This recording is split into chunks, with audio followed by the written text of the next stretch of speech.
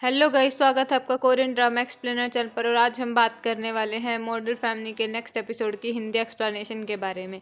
इस एपिसोड की शुरुआत में हमें दोंघा की फैमिली को दिखाया जाता है। युनवू और युनजू की बहस हो जाती है। युनवू कहती है, आप मुझे और पापा को हमेशा नीचे दिखाते हो, आपको बस युनवू की फिक्र है, आपको तलाक चाहिए ना तो आप तलाक लीजिए और इस घर से चली जाइए। युनजू भी उसे जवाब देती है और उनकी बहस इतनी बढ़ जाती है कि युनजू अपनी बेटी को थप्पड़ मार देती है। थप्पड़ खाने के बाद युनवू का गुस्सा बढ़ जाता है और वो वहां से चली जाती है। वो स्कूल बस में नहीं बैठती और किसी को मैसेज करती है कि मुझे पिक करने आओ। इधर दोंघा भी कॉलेज जाने लगता है। उसका बेटा भी साथ होता है और कहता है, पापा आप कुछ कीजिए ना, हमारी फैमिली टूट रही है। ये सुनकर दोंघा भी दुखी हो जाता है। इधर इंस्पेक्टर जूhyun और उसके सीनियर के बीच बहस होती है। वो उसे केस से हटने के लिए कहता है तो जूhyun मना कर देती है। वो कहती है, मैं इस केस से नहीं हट सकती, ये केस बहुत ज़रूरी है। वो कहता है, ठीक है, लेकिन इस केस को जल्दी ख़त्म करो। बातों बातों में वो पूछता है, उसके कागजों में लिखा है कि उसे कुछ ज़रूरी बात पता चली थी, वो क्या बात थी।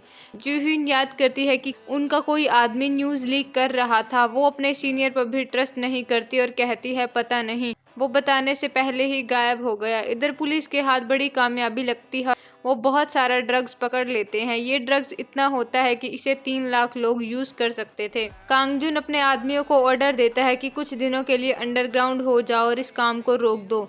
वो योंगसू के पास पहुंचता है और सारी बात बताता है। वो कहता है कि मैंने तो अपना ड्रग्स बचा लिया, लेकिन हमें चौकन्ना रहना होगा। आजकल लोगों पे ट्रस्ट करना मुश्किल है। इन्हें 2 डंडे पड़ते हैं और ये अपना मुंह खोल देते हैं। बातों बातों में वो कहता है कि क्वांगचुल को पैसा मिल गया है, लेकिन वो पैसा दे नहीं रहा, वो हमें छोड़ना चाहता है। योंगसू उसकी बात सुनकर चौंक जाता है, लेकिन पूरी तरह से उसकी बात का विश्वास नहीं करता। तभी वहाँ उसका खबरी आता है और कांगजुन पूछता है कि वो पैसे किसने चुराए थे।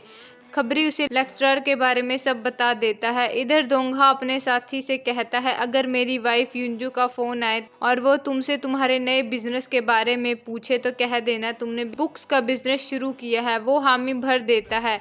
दोंघा घर जाने लगता है और उसे क्वांगचुल मिलता है। क्वांगचुल कहता है, आज तुम पुलिस स्टेशन के सामने खड़े रहे, तुम क्या चाहते हो? अगर तुमने कुछ भी उल्टा सीधा किया तो तुम्हारी फैमिली खत्म हो जाएगी।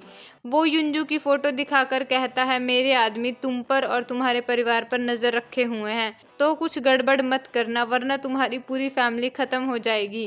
क्वांगचुल कहता है, आज तुम्हें बुसान डिलीवरी करनी है, तुम वहां ट्रेन से जाओगे और वहां पहुंचने से पहले तुम्हारे पास मैसेज आ जाएगा कि तुम्हें कहां पहुंचना है। वो बताता है कि मैंने सामान तुम्हारी कार में रख दिया है, उसे संभाल कर ले जाना। दोंघा देखता है कि उसकी कार में एक बोतल रखी है जो दिखने में तो पानी जैसी है, लेकिन वो कोई ऐसी चीज है जिसकी उन ड्रग्स डीलर्स को जरूरत है। इधर युनजू अपने दोस्तों से मिलने जाती है। उनमें एक औरत ब्योंगू की वाइफ होती है। वो युनजू से माफी मांगती है। वो कहती है कि मुझे बुरा लग रहा है कि दोंघा के पैसे डूब गए, उसने वो पैसे प्रमोशन के लिए दिए थे, ना तो उसकी प्रमोशन हुई और ना ही उसे पैसे वापस मिले। ये सुनकर वो समझ जाती है कि दोंघा ने झूठ बोला था कि उसने वो पैसे बिजनेस में लगाए हैं। तभी उसके पास स्कूल से मैसेज आता है कि हमें युनवू के बारे में बात करनी है, तो क्या आप स्कूल आ सकती हैं।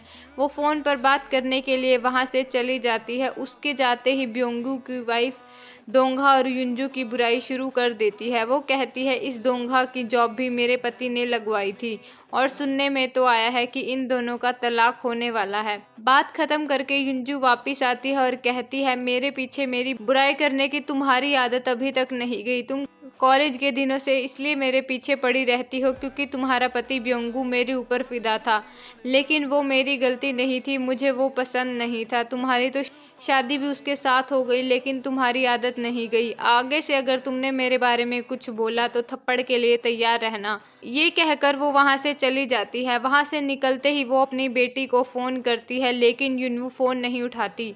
युनजू मैसेज करती है, तुम जहाँ भी हो मुझे कॉल करो। वो युनवू के स्कूल पहुंचती है। प्रिंसिपल युनवू की बहुत शिकायत करता है। उसकी टीचर कहती है वो बहुत बार अपने भाई की तबीयत का बहाना बनाती है और जल्दी चली जाती है। वो कभी बंक मारती है और कभी जल्दी चली जाती है।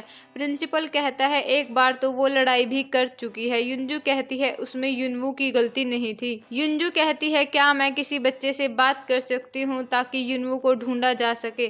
प्रिंसिपल कहता है आपको उसके बारे में पता होना चाहिए, आप उसकी मॉम है, लेकिन आपको उसके बारे में कुछ भी नहीं पता। यहाँ उसके ज़्यादा दोस्त नहीं है। युंजू पहले से ही बहुत इरिटेटेड होती है और उसका सारा गुस्सा प्रिंसिपल पर निकल जाता है।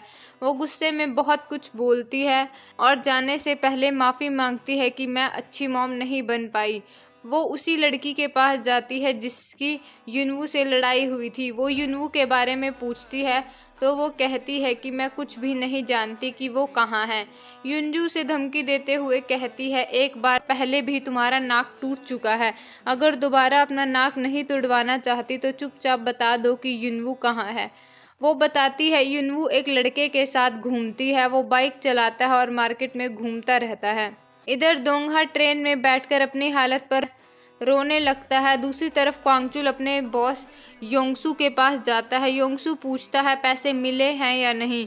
क्वांगचुल कहता है नहीं, अभी ढूंढ रहे हैं। योंगसू कहता है मैंने सुना है तुमने किसी डीलर को मारा है। क्वांगचुल जवाब देता है हाँ, हमें लगा पैसा उसके पास है, लेकिन पैसा उसके पास भी नहीं मिला, हम पैसे ढूंढ रहे हैं। कांगजुन भी बीच में चोंच मारता है और कहता है कि तुम हमारी मदद कर रहे हो या काम बढ़ा रहे हो। क्वांगचुल कहता है उसका किसी को पता नहीं चलेगा, हमने उसे ठिकाने लगा दिया है, हम पैसा भी ढूंढ रहे हैं, जल्दी ही पैसा मिल जाएगा। योंगसू कहता है ये जल्दी ही होना चाहिए, हमारा बहुत टाइम वेस्ट हो रहा है। क्वांगचुल कहता है मैं सांगसुन रिंग से बात करना चाहता हूँ।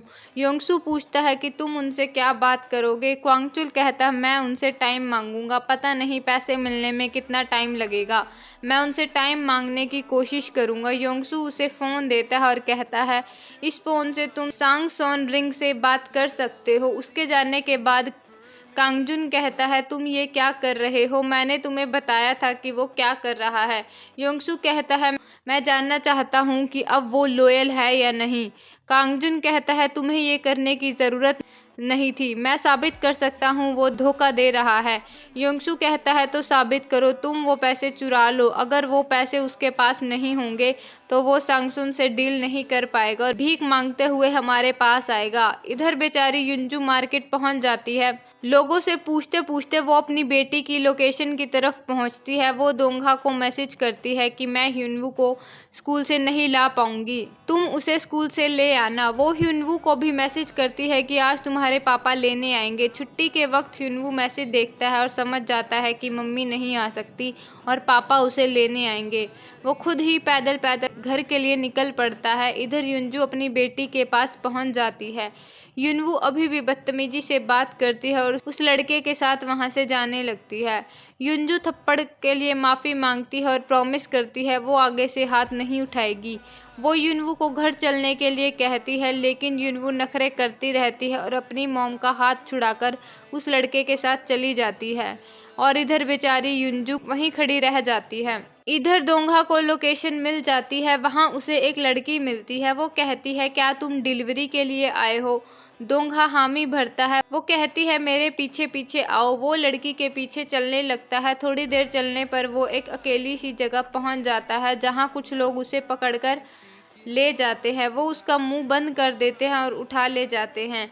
जब उसका मास्क हटाया जाता है तो एक अजीब सी जगह होता है जहां अजीब से टैटू वाले लोग होते हैं। दोंगा उन्हें देखता है और डर जाता है। एक आदमी पूछता है क्या तुम्हें योंगसू ने भेजा है। दोंगा घबराते हुए कहता है पता नहीं। आदमी कहता है तो तुझे अपने बॉस का नाम भी नहीं पता।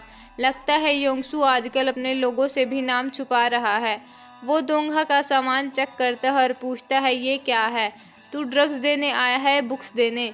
उसका आदमी कहता है आईडी से तो ये लेक्चरर लग रहा है। ये सुनकर वो हंसने लगता है। वो कहता है इसलिए ये इतना शरीफ लग रहा है, हमें भी ऐसे आदमी काम पर रखने चाहिए। वो कहता है लेकिन तू एक ही बोतल क्यों लाया है, एक बॉक्स में तो 5 बोतल होती हैं। दोंगा कहता है उन्होंने मुझे एक ही बोतल दी।